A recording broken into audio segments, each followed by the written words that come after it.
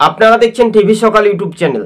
জেলায় জেলায় তৃণমূল বনাম তৃণমূলের যে লড়াই, তৃণমূলের শত্রু তৃণমূল। কে বলেছিলেন? অনুব্রত মণ্ডল বলেছিলেন একদিকে হুমায়ুন কবির মুর্শিদাবাদে তৃণমূলের বিধায়কদের বিরুদ্ধে তীব্র ক্ষোভ, এবং তৃণমূলের রাজ্য এবং জেলা নেতৃত্ব তাদের যে অভাব অভিযোগ এবং সেই মতাবেগ অনুযায়ী তাদের কিন্তু আসন সংখ্যা প্রায় 120টি আসন কমতে পারে।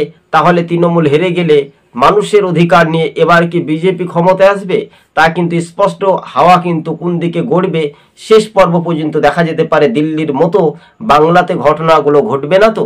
এই পর্যালোচনা টিভি সকাল ইউটিউব চ্যানেল আপনাদের সঙ্গে আমরা প্রতিবেদনগুলি তুলে ধরেছিলাম।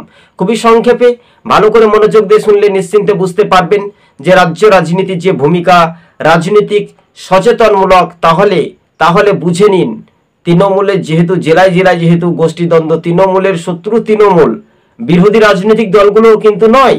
তাহলে তৃণমূলের অবস্থা খুবই খারাপ হলে 120টি আসন তাদের এমনিতেই কমছে, তাহলে বিরোধীরা জয় পাচ্ছে। তাহলে সত্যি সত্যি ভোটাররা এবার তারা কিন্তু ক্ষিপ্ত হয়ে আর নয় অন্যায়, আর নয় অত্যাচার, এবার পদ্ম ফুলেই কি মানুষ ভোট দেবে, এটা নিয়ে একটা আগ্রহ বাড়ছে জনতার, মানুষের সাধারণ ভোটারদের।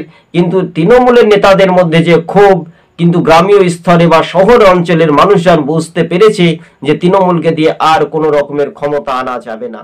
তাই